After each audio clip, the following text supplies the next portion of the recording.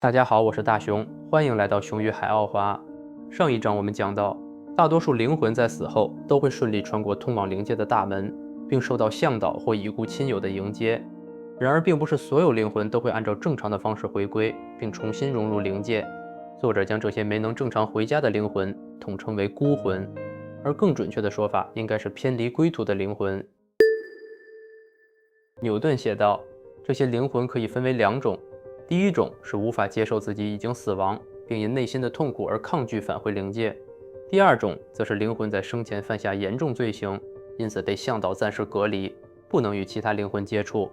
牛顿将第一类灵魂称为鬼魂。他写道，这些灵体在肉体死亡之后拒绝回家，并可能对活人产生一些负面干扰。有些人把他们称为凶灵，认为他们会怀着恶意侵入他人的思想，但牛顿并不认同这种看法。按照他的解释，这些陷入困扰的灵体是尚不成熟的灵魂实体，在刚刚结束的那一世人生中，仍有尚未解决的问题。不过，当这些灵魂最终准备好时，他们仍会得到救助，并返回灵魂世界。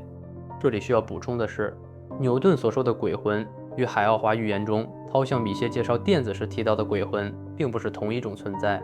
涛的原话是，地球上有些真诚的人声称自己见过鬼魂，他们所看到的其实是那19%并未组成灵体的电子。这些电子会在肉体死亡3天后脱离身体，在某些静电效应的作用下，它们能够呈现出与肉体相同的形态，因此被人看见。但它们同样保留着记忆，并会回到自己熟悉的地方出没。也就是说，按照海奥华寓言的说法，许多人所看到并称为鬼魂的，其实是死者留下的电子残影。他们虽然保留着部分记忆，却不是真正完整的灵魂。而牛顿所说的鬼魂，则是灵魂本身没有正常返回灵界，它们仍然具有意识和自主性，因此与海奥华寓言中描述的电子残影是两种不同事物。与书中其他大量采用催眠对话的内容不同，牛顿在介绍第一类孤魂时，并没有提供任何具体的催眠案例，也没有引用任何一位患者对这类灵魂的直接描述。这一部分主要是牛顿根据自己的研究和判断，解释这类灵魂为什么停留在人间。关于第一类灵魂，牛顿只用了较少的篇幅进行介绍。接下来，牛顿将重点放在了第二种孤魂。牛顿写道，经过多年对催眠状态下人们超意识的研究，他得出一个结论：灵魂进入肉体后，并不只是灵魂在影响人类，人的肉体本能、欲望以及外界环境带来的刺激和压力，也可能反过来对灵魂产生负面影响。有些灵魂进入肉体后，无法与这具身体充分协调，因此这个人在生活中可能会产生一种与自己脱节，仿佛不像自己的感觉。但牛顿强调，这种情况并不能成为灵魂作恶的借口，灵魂仍然必须尽最大努力阻止自己在人间做出恶行。牛顿的患者告诉他，没有任何灵魂在本质上就是邪恶的，尽管一个灵魂在人类的生活中可能会被贴上邪恶的标签。灵魂的进化是一个从不完美逐渐走向完美的过程，为了完成这种转变，灵魂必须在一次次带有特定任务的人生中克服许多艰难的肉体考验。有些灵魂也可能倾向于选择那些自己总是无法良好适应，甚至容易受到腐化的环境。同时，他们也可能因为错误的人生选择，使自身的认知和发展受到损害。也就是说，有些灵魂可能选择了对自己非常困难，也更容易受到诱惑和腐化的人生环境，希望通过这些挑战获得成长。但如果他在人生中不断做出错误选择，不但没有克服这些考验，反而适得其反，偏离了原本的成长方向。关于灵魂如何选择肉身和人生课题，我们会在之后的内容中详细讲解。然而，无论如何，所有灵魂都必须为自己在肉身中做出的行为负责。我们将在下一章里看到，灵魂在前去与自己的灵界群体会合之前，会先在向导的帮助下回顾生前的所作所为。许多宗教故事告诉我们，灵魂死后会接受某种审判，比如好事做得多就上天堂，坏事做得多就下地狱。在埃及神话中，还有着坏事做多，死后将会被怪兽吞噬灵魂的故事。但按照牛顿从催眠案例中得到的信息，并不存在什么怪兽和地狱。他的患者告诉他，所有灵魂死后都会前往同一个灵魂世界，并且每个灵魂都会在那里受到耐心与关爱的对待。然而，牛顿了解到，某些灵魂回到灵界后，确实会被暂时隔离，这发生在向导对他们进行初步引导和评估的阶段。他们不会像其他灵魂一样，沿着正常路线前去与自己的灵魂群体会合。一些前世曾作恶的患者告诉牛顿，如果一个灵魂对肉体的约束力太弱，没能阻止肉体伤害他人的冲动，那么他在返回灵界之后就会被安排单独隔离。在之后相当长的一段时间里，他都不会像其他灵魂一样正常的与同伴接触。有些初级灵魂在最初的几次投胎中反复卷入非常负面的人类行为，在接受隔离后，他们会被安排到一个专门的小组中，在严密监督下接受更强化的学习，目的是让这些灵魂重建自我认知。由于人在人间犯错的方式各不相同，所以每个灵魂回到灵界后所接受的指导、隔离方式和隔离时间也都不一样。这些安排会在灵魂结束一生接受向导引导和评估时，根据他具体的问题来决定。有些需要重新调整的灵魂，在经历一段时间的隔离和重新教育后，会很快再次投胎，希望通过下一世更好的表现，尽早弥补过去的错误，并纠正自身问题。接下来这个案例是一位认识这类灵魂的患者讲给牛顿听的。案例10：灵魂愿为生前的恶行负责。牛顿博士询问：灵魂需要为他生前对别人的伤害负责吗？患者答：是的，我认识一个这样的灵魂，他在某一世残忍地伤害了别人。牛顿继续问：关于这个灵魂，你知道些什么？当他那一世结束，返回灵界后又发生了什么？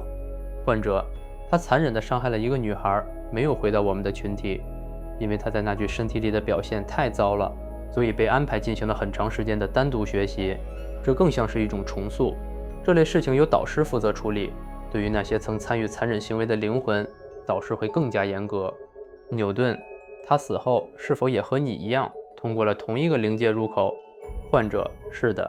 但没有任何人前来迎接他，他直接被带到了一个地方，独自和导师待在一起。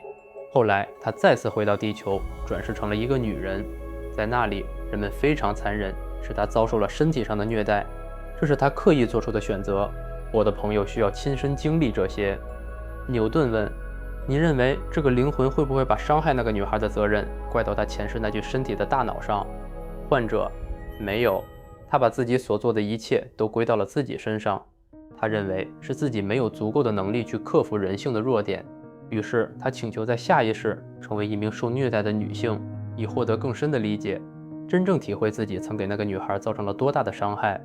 牛顿又问：如果你的朋友始终没有吸取教训，继续在人体中作恶，那么灵界中的某个存在会不会将他的灵魂毁灭？患者回答：严格来说，能量无法被摧毁，但可以被改造。如果一个灵魂经历了很多事，还是无法控制自己的负面行为，它就可以被重新调整。这不是摧毁，而是重新塑造。牛顿博士写道：大多数走偏的灵魂都能逐渐修复自己因作恶而受到的损害。人们为恶行付出代价，与因善行得到的回报，都遵循着因果法则的运作。那些曾经伤害他人的灵魂，会在业力所形成的正义循环中，把自己安排成未来的受害者，以偿还过去的错误。